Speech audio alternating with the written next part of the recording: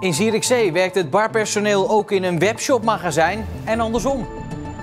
Het is donderdag 8 april, dit is Zeeland Nu. Ondernemers proberen iedereen aan het werk te houden. Kaartjes voor testconcerten vliegen de deur uit. En hoe corona keihard toesloeg in een verzorgingshuis. Goedenavond. Een samenwerking tussen een grote webshop en een aantal horecazaken.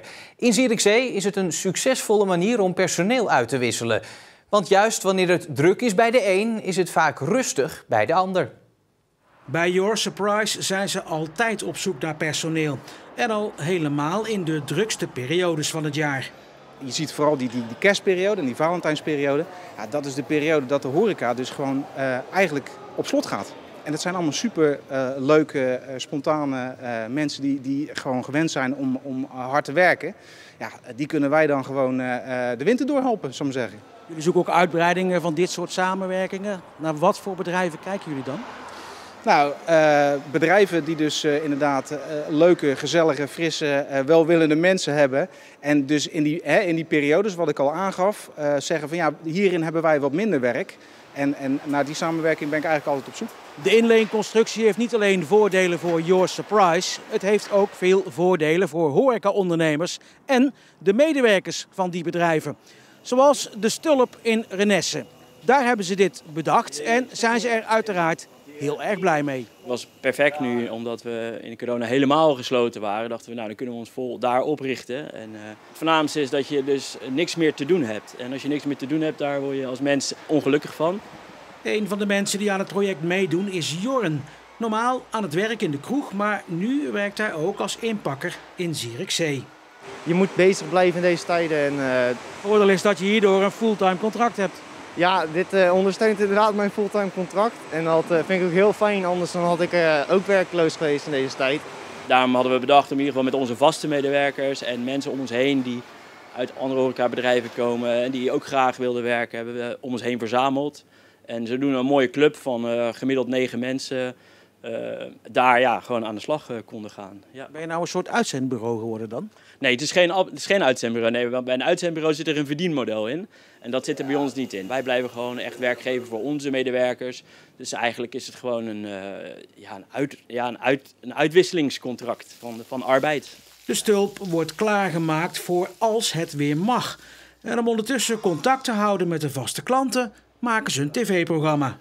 Ja, gewoon overal nergens bezig om gewoon de tijd te verdrijven. Je moet jezelf ook bezighouden, anders dan gaat het natuurlijk ook met je eigen gezondheid achteruit. Als jij niks zit te doen en je zit alleen maar te eten en rare dingen te doen en je beweegt niet. Ja, dit houdt je toch bezig en van de straat zo gezegd.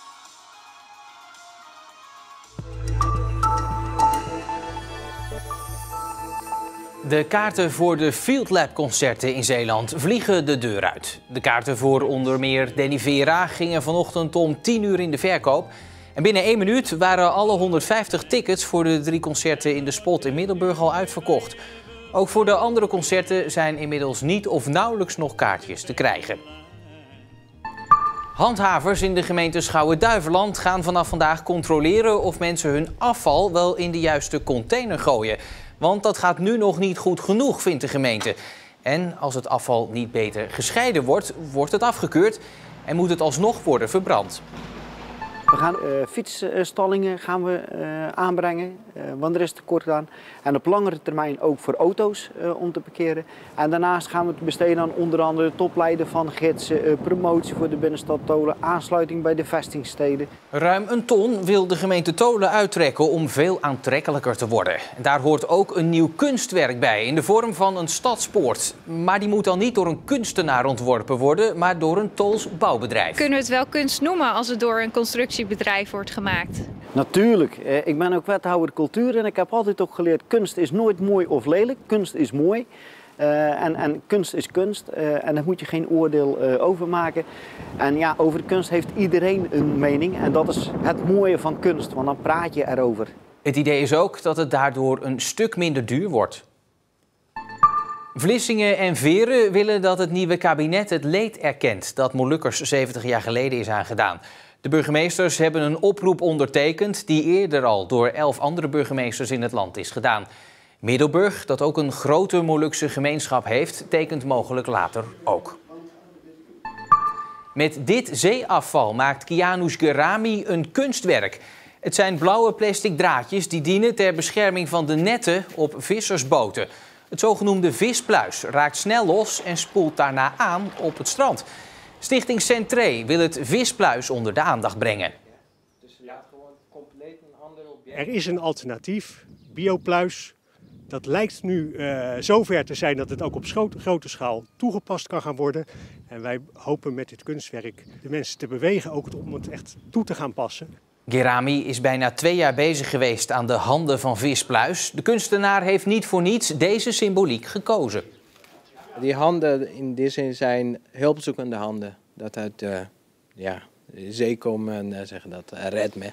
Deze weken wordt de laatste hand gelegd aan het kunstwerk. Eind april wordt het geplaatst bij de Dikke Toren in Zierikzee.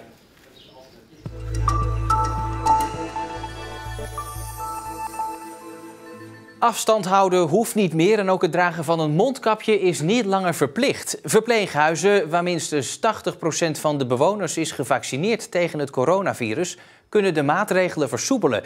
Dat maakte het kabinet gisteren bekend. Een schril contrast met de situatie van nog maar een paar maanden geleden. Bijvoorbeeld bij zorginstelling Rozenoord in Sluis, waar corona keihard toesloeg. Ik heb zelf meegemaakt dat er 2 cliënten op een kwartier gestorven zijn. Dat was echt gewoon vreselijk. Ja. Rozenoord hier in Sluis is een van de zorginstellingen in Zeeland die hard is getroffen door het coronavirus. De helft van het personeel en de helft van de cliënten raakte besmet. 8 cliënten overleden uiteindelijk aan de gevolgen van het virus. Ingrijpend, zeggen ze hier. Ook sommige familieleden die konden daar niet komen, maar gelukkig is er dan een regel gesteld van, goh ja, toch van je dierbaar afscheid kunnen nemen. Ja, het was echt heftig. Ja.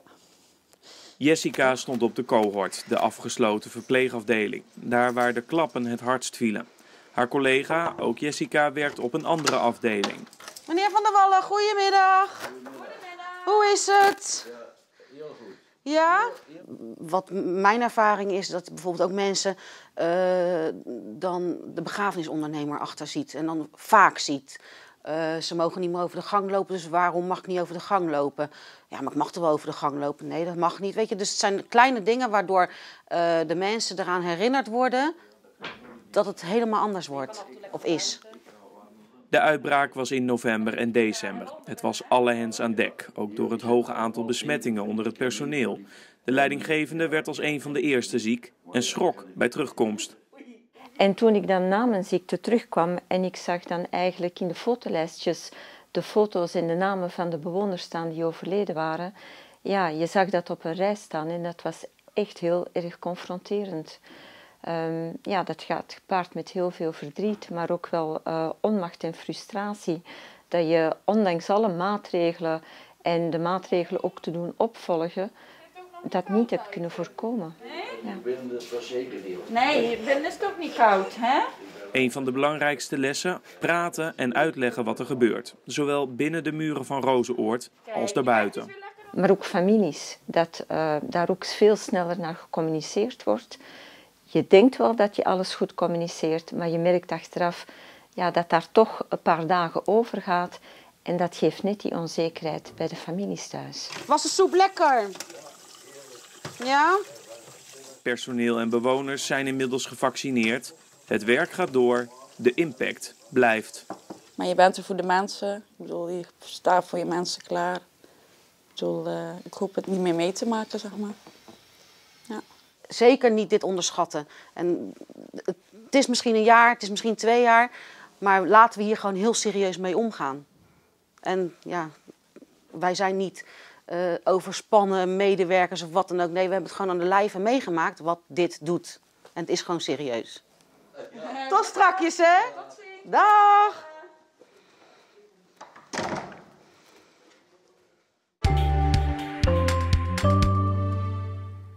Het ging vanochtend nogal moeizaam met de zon, maar gaandeweg kwamen er toch wat mooie opklaringen. En was het zeker niet helemaal onbewolkt, dat wel. Morgen, 's ochtends af en toe nog redelijk wat zon, 's middags raakt het dan bewolkt. En later is er zelfs kans op wat lichte regen. Op onze site lees je nu het verhaal over het oudste gesteente van Nederland dat uit Zeeland blijkt te komen. Geoloog Sander Hoebe heeft het ontdekt. Tot nu toe gold gesteente uit Limburg als het oudste van Nederland. Het is 330 miljoen jaar oud. Het Zeeuwse gesteente is bijna 100 miljoen jaar ouder.